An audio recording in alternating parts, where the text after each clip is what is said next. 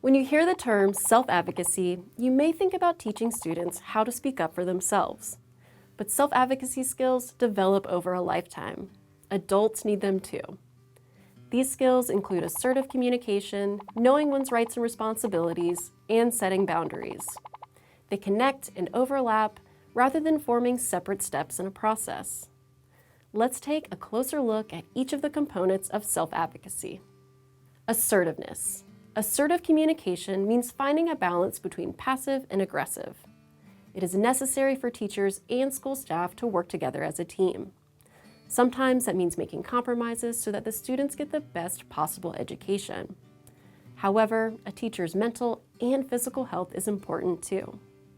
When asking for help, whether it is in planning a lesson, resources for the classroom, or time to make a phone call, remember that your professional, polite tone of voice and body language communicate just as much as the words you choose.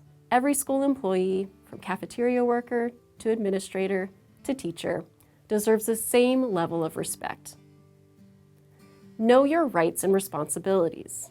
No matter where you teach, each professional has certain benefits and obligations. The best way to learn them is to pay attention.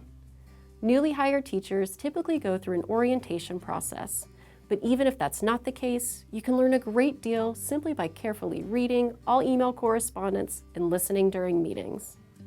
When you have questions about your rights and responsibilities, speak to a trusted colleague who has worked in your school longer than you.